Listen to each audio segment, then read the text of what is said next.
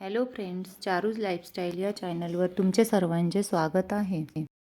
तर आज आपण रेसिपी बघणार आहोत south Indian style idli sambar. तसेच मी 4 कप तांदूळ घेतलेले आहे आणि त्याच्याच अर्धे 2 कप सफेद उडदाची डाळ घेतलेली आहे. हे मी 6 ते 7 तास भिजवून घेतलेलं आहे. तसेच आता आपण सांबार बनवून घेऊया.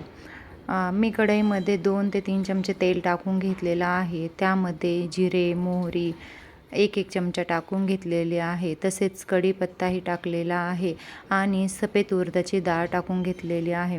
त्यामध्ये मी 1 ते 2 कांदा बारीक कापून तो परतवून घेत आहे. कांदा जरा व्यवस्थित लाल होईपर्यंत तो आपल्याला परतवून घ्यायचा आहे. मी त्याच्यामध्ये 6 ते 7 मेथीचे दाणे टाकलेले आहे. हे सर्व आपल्याला व्यवस्थित परतवून घ्यायचं आहे.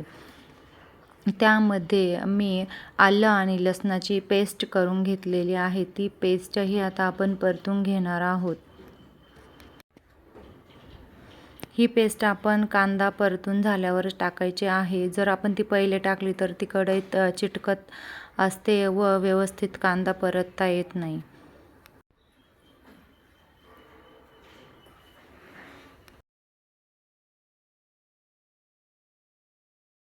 आपलं व्यवस्थित परतून झालेलं आहे. आता मी त्यामध्ये सांबार मसाला 2 चमचे, 1 चमचा लाल मिरची पावडर आणि अर्धा चमचा हळद टाकलेली आहे.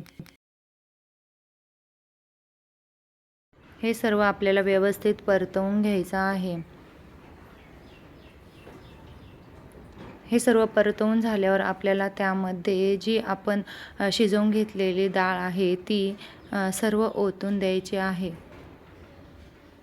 आणि गरजेनुसार आपल्याला त्यात पाणी ॲड करायचं आहे. त्यामध्ये मी चिंच भिजत टाकलेली होती, तर ते पाणीही मी त्यामध्ये ॲड करणार आहे आणि चवीनुसार आपल्याला गूळही त्यात टाकून घ्यायचा आहे. तुम्ही यामध्ये उकडलेल्या शेवगाच्या शेंगा, डांगरही टाकू शकता, पण मी ते नाही टाकत कारण की माझ्या मुलांना ते नाही आवडत. त्यामध्ये आपण चवीनुसार मीठही टाकून घेणार आहोत.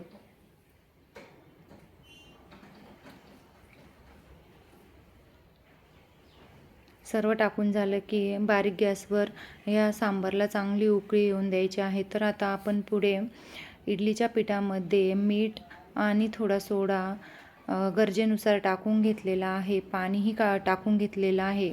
आता इडलीच्या भांड्याला आपण तेल लावून त्यामध्ये हे इडलीचं मिश्रण टाकून घेणार आहोत. अशाच प्रकारे आपण सर्व इडली लावून घेणार आहोत. आता इडलीला आपल्याला 10 ते 15 मिनटं लागणार आहे. तोपर्यंत आपण चटणी बनवून घेऊया. मी एक छोटी वाटी खोबरं बारीक कापून घेतलेलं आहे आणि 1 छोटी वाटी डाळही त्यात टाकून घेणार आहे. त्यामध्ये मी कढीपत्ता घेतलेला आहे. त्यामध्ये मी 1 लसणाची पाकळी आणि थोडासा अद्रकचा तुकडा देखील टाकून घेतलेला आहे. आता आपण चवीनुसार मीठही टाकून घेतलेला आहे आणि थोडा हिंगही टाकणार आहोत आणि 6 ते 7 मिरची मी त्यात ॲड करणार आहे. हे सर्व आता आपण व्यवस्थित मिक्सरमधून बारीक करून घेऊया. अशा प्रकारे आपलं मिक्सरमधून बारीक करून झालेलं आहे. आता आपण त्याला फोडणी देऊन घेणार आहोत. त्यात गरजेनुसार पाणी देखील ॲड करून घ्या.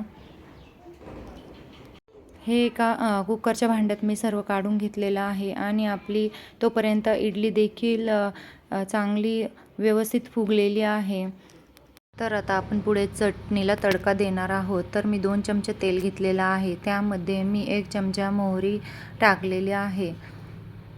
ही मोहरी चांगली तडतड होऊन दिली. त्यानंतर मी कढीपत्त्याचे 10 ते 15 पानं टाकून घेतलेले आहे. ही फोडणी मी चटणीमध्ये टाकून घेतलेली आहे आणि त्यामध्ये मी चवीनुसार मीठ देखील टाकून घेतलेलं आहे. अशाच प्रकारे आपली चटणी देखील तयार आहे. आता मी इडली काढून घेणार आहे.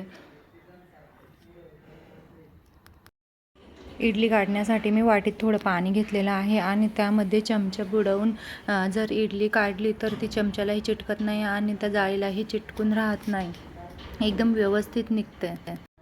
अशा प्रकारे मी सर्व इडल्या काढून घेत आहे. जर पाणी लावलं तर किती स्मूथ इडली निघून येते आणि तुटत देखील नाही. अशा प्रकारे आपल्या सर्व इडल्या तयार आहेत.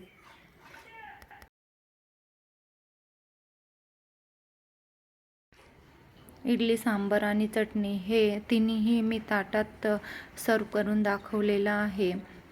तर तुम्ही देखील बघू शकता की इडली किती सॉफ्ट आणि स्पंजी झालेली आहे. व्हिडिओ आवडले असेल तर लाईक करा, शेअर करा आणि सबस्क्राईब करा.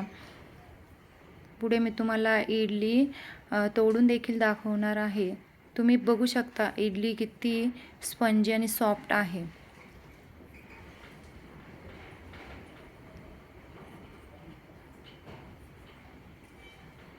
Thank you.